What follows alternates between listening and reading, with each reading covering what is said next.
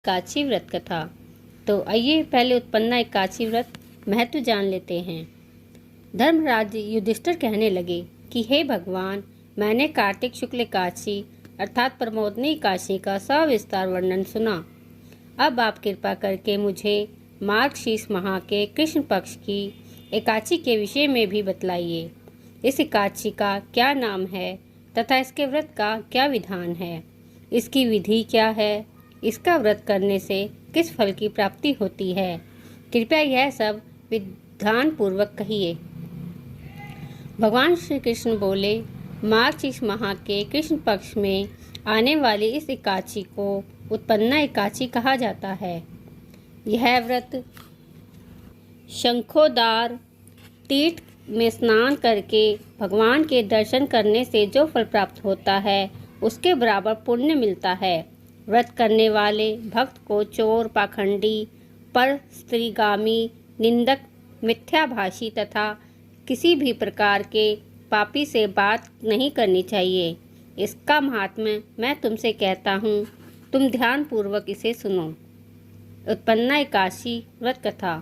युधिष्ठिर कहने लगे कि हे भगवान, आपने हजारों यज्ञ और लाख गोदान को भी एकादशी व्रत के बराबर नहीं बताया, सो यह तिथि सब तिथियों से उत्तम कैसे हुई, कृपया करके बताइए। भगवान कहने लगे, हे युधिष्ठिर, सतयुग में भगवान श्री कृष्ण कहने लगे, हे युधिष्ठिर, सतयुग में मुर नाम का दैत्य उत्पन्न हुआ। वह बड़ा बलवान और भयानक था। उस प्रचंड दैत्य ने इंद्र इत्यादि वसु, वायु, अग्नि आदि सभी देवताओं को पराजित करके भाग दिया। तब इंद्र सहित सभी देवताओं ने भयभीत होकर भगवान शिव से सारा वृतांत कहा और बोले, हे कैलाशपति, मुर दैत्य से भयभीत होकर सब देवता मृत्यु लोक में फिर रहे हैं। तब भगवान शिव ने कहा, हे देवताओं, तीनों लोकों के स्वामी, भक्तों के दुखों का नाश करने वाले भगवान विष्णु की शरण में जाओ, वे ही तुम्हारे दुखों को दूर कर सकते हैं। शिवजी जी के ऐसे वचन सुनकर सभी देवता क्षीर सागर में पहुँचे। वहाँ भगवान को शयन करते देख हाथ जोड़कर उनकी स्तुति करने लगे कि हे देवताओं द्वारा स्तुति करने योग्य प्रभु, आपको बारंबार नमस्कार है। देवताओं की रक्षा करने वाले मधुसूदन, आपको नमस्कार है। आप हमारी रक्षा करें। दैत्यों से भयभीत होकर हम सब आपकी शरण में आए हैं। आप इस संसार के कर्ता, माता पिता, उत्पत्ति और पालन करता और संहार करने वाले हैं। आपको शांति प्रदान करने वाले हैं। आकाश और पाताल भी आप ही हैं।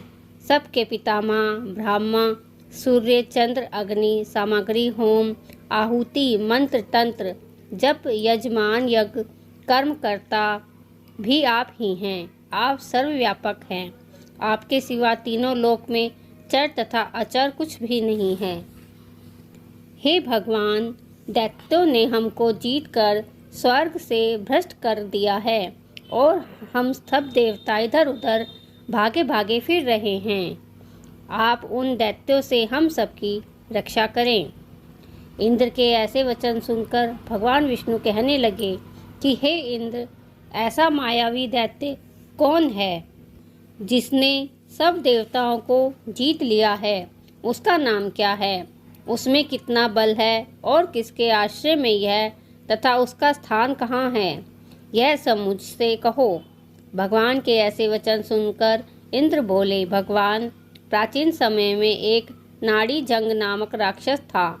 उसके महापराक्रमी और लोक विख्यात मुर नाम का एक पुत्र हुआ।